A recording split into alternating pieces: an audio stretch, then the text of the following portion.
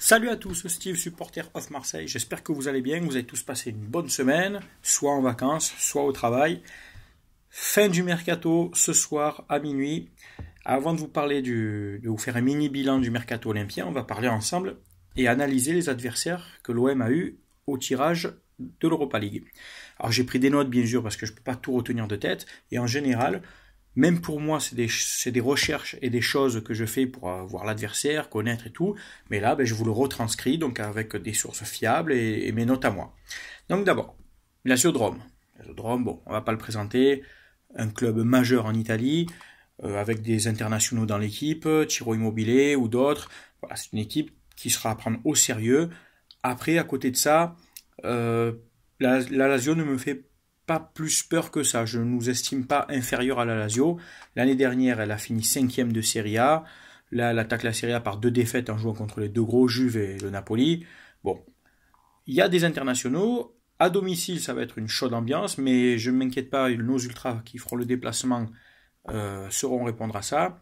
Le petit avantage qu'a la Lazio, c'est pour ça que sur un poste j'ai dit que je pensais que l'OM allait finir deuxième, c'est que souvent en Italie on peut jouer le lundi. Ça veut dire qu'en gros, tu peux potentiellement avoir un jour de récupération en plus. Donc, est-ce qu'à un moment donné, selon les matchs, selon le calendrier des matchs, Garcia va faire un peu tourner à Rome pour privilégier certains joueurs selon qui on joue nous dimanche, parce que quand tu joues le jeudi en France, tu joues le dimanche forcément.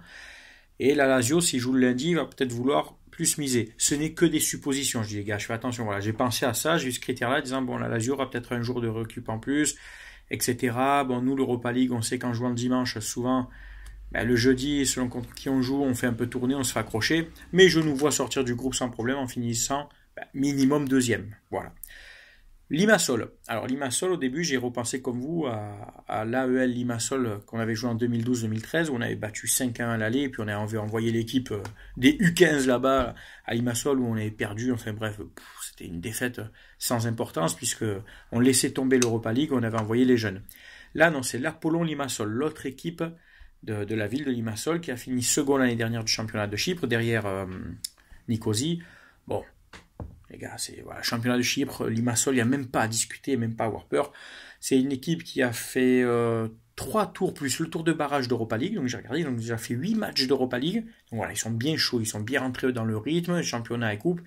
Mais bon, si ça devrait bien se passer à domicile et chez eux, pour moi, c'est 6 points. Quoi. Alors, je sais, vous allez me dire, oui, mais l'année dernière aussi, contre Konya Sport, ça devait être 6 points. Contre le club portugais, j'ai oublié le nom, la Wevra, mis son kick.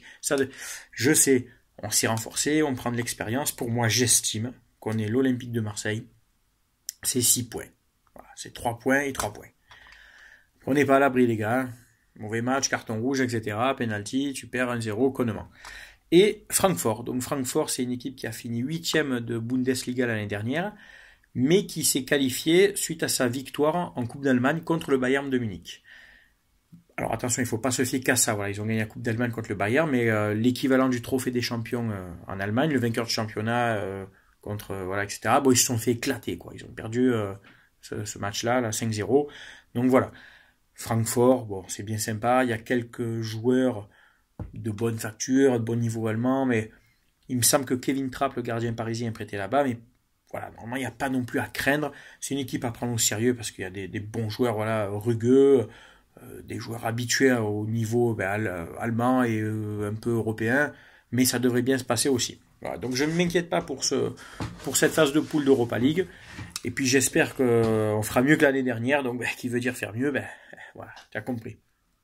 Le mercato, voilà, j'en ai fini avec c'était vite faire une petite analyse du tirage. Le mercato. Kaletaka, on en a parlé, il est arrivé il y a quelques temps, laissons-lui le temps d'arriver, il me fait penser un peu dans le physique, dans l'âge, dans tout, dans le gabarit, dans la façon de jouer, un peu à Daniel Van Buiten, toute proportion gardée. Je lui souhaite de faire la même carrière que Van Buiten, mais quand Van Buiten est arrivé, les gars, rappelez-vous, il n'a pas été un monstre dès les premiers matchs. Kaletaka, c'est un peu pareil. Il a 21 ans, 22 ans, il parle pas la langue. Van Buiten parlait déjà français, lui, la différence. Il arrive d'un championnat différent. Il sort d'un mondial où il allait au bout aussi en finale. Très peu de vacances, très peu de préparation. Laissons-lui le temps. Kevin Strootman, international hollandais, 28 ans, un joueur milieu de terrain. On ne peut pas complètement dire un box-to-box parce que c'est pas un mec qui va aller d'une surface à l'autre, mais par contre, c'est un ratisseur de ballon. C'est une machine à laver, comme dit Garcia, mais c'est un mec, voilà, il te rend les ballons propres, c'est un Gustavo, hein, c'est pareil, hein, avec autant de hargne, mais qui se projette plus vers l'avant qu'une belle frappe de balle, des passes millimétrées. Et Strootman, pour ceux qui s'inquiètent, dit oui, il revient de blessure. Oui, il était blessé jusqu'en 2016. Il faut savoir qu'entre 2016 et là 2018, il a joué 102 matchs, toutes compétitions confondues. Donc une moyenne de 50 matchs par saison et il va bien. Donc ne vous inquiétez plus. Je dis, ouais, les blessures sont passées, mais c'était pas un blessé chronique comme peut être Abu Dhabi, Gourcuff ou des mecs fragiles. Non, ça va, vous inquiétez pas. Le Batave est solide. Strootman qui va permettre potentiellement de changer le schéma de jeu avec un Strootman et un Gustavo. Tu peux jouer en 4-3-3. Gustavo en réel 6, son vrai poste. Strootman, Sanson, ou Payet, ou Lopez. Et les trois devant, alors soit tu joues en 4-3-3, mais avec Radonjic, on en parlera après, Thauvin à droite et l'attaquant. Soit Payet à gauche, mais un Payet à gauche, vous savez, qui a tendance forcément à rentrer dans l'axe, mais qui serait pas très à l'aise à gauche, est-ce qu'il aurait le coffre, etc., défendre, monter. Ou alors, on peut jouer aussi avec Ocampos à gauche, ou alors on peut jouer en 4-3-2-1, ce qu'on appelle le schéma du sapin de Noël, propre à Ancelotti et qui est très, très efficace. 4-3-2-1, Gustavo, Strootman, Sanson, et les deux là, Payet, Thauvin, ou Campos, là on a la profondeur de banc, ou Radonjic qui sait aussi très bien jouer dans l'axe, et l'attaquant devant. Le 4-3-2-1, en fait, les deux qui sont derrière l'attaquant sont des espèces de joueurs en électron libre, les deux. Ce sont des 9,5 et des 10 en même temps. Payet peut prendre la position de 10 et Thauvin monter autour admettons, Mitroglou. Thauvin peut être un cran en dessous et c'est quand c'est Payet qui se projette. Ça laisse beaucoup de liberté. Les latéraux, dans ces cas-là, montent, Amavi et Sarr ou Sakai. Et ce sont en général les milieux de terrain récupérateurs, Strootman, en l'occurrence, et Sanson à droite, qui couvrent les ailes. Voilà ce qui est pour moi un 4-3-2-1 quand on veut vraiment parler de tactique. Donc les deux que je vous dis qui prennent, si admettons un prend l'aile, Thauvin à droite ou Ocampos ou Payet à gauche, dans ces cas-là, c'est un joueur qui rentre dans l'axe, Strootman ou Sanson qui rentre dans l'axe pour créer la densité dans le jeu et sur les phases offensives. Voilà, ce genre de joueur peut vraiment te permettre de jouer comme ça, 4-3-3, 4-3-2-1, que moi j'aime beaucoup. J'ai vu Ancelotti jouer avec ça. La première année au PSG, il jouait comme ça, avec ce sapin de Noël. Il mettait Pastore, il mettait je sais plus qui à côté de lui, et devant il y avait Zlatan à l'époque, c'était Gamero. Mais c'est très efficace. Vraiment, c'est très efficace. Ça te laisse vraiment trois joueurs offensifs vraiment très libres et qui s'occupent pas des ailes, donc ils n'ont pas à faire ces allers-retours épuisants que peut faire Ocampos ou Thauvin. Non. Les ailes sont gérées par les milieux récupérateurs qui couvrent ou nos défenseurs latéraux. Voilà. Radonjic, Nemanja Radonjic, serbe, international serbe de 22 ans, qui est né dans la même ville qu'un certain Stojkovic, dit Pixi, des années 90. Les connaisseurs, les amateurs s'en rappelleront. Donc c'est un joueur qui mesure 1m85, donc c'est pas un petit gabarit, c'est jamais qu'imposant comme Ocampos. Il est rapide, j'ai vu, alors, je vais pas faire genre je le connais, non, je le connais absolument pas, mais je suis allé voir des vidéos, je me suis renseigné, je suis allé voir des avis, etc. Bon, moi, j'essaie de pas parler pour dire des conneries, tu vois.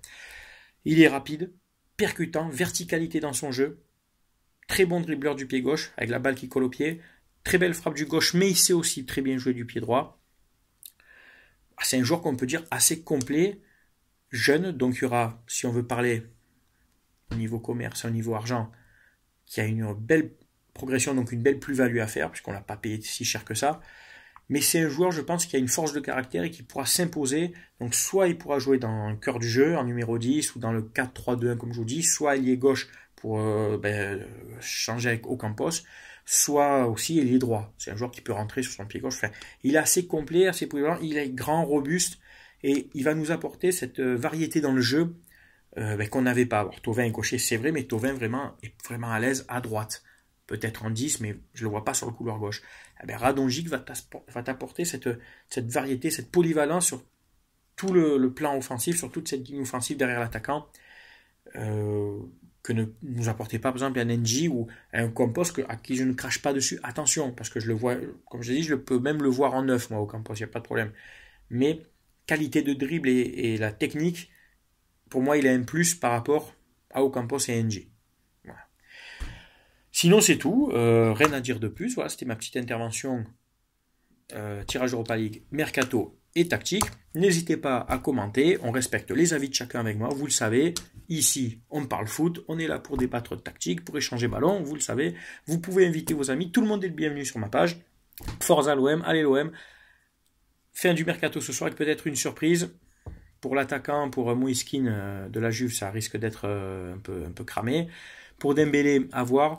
Moi, je pense qu'il y a peut-être une possibilité de récupérer encore un joueur en prêt, mais ça n'engage que moi, ce n'est que mon avis. Voilà, portez-vous bien. Dimanche, Monaco-OM à Louis II. Comme j'ai dit à mes potes de Monaco, malheur aux perdants, car si on perd 4 points en 4 matchs, c'est trop peu. Ça mettrait un coup dans l'aile. Match nul, pour moi, ça n'arrange pas beaucoup. Il faut vraiment aller là-bas pour aller récupérer le manque à gagner qu'on a eu contre Rennes et Nîmes. Voilà, c'est mon avis. Portez-vous bien, bon week-end à tous et on se voit lundi pour le débrief. Allez, ciao tout le monde.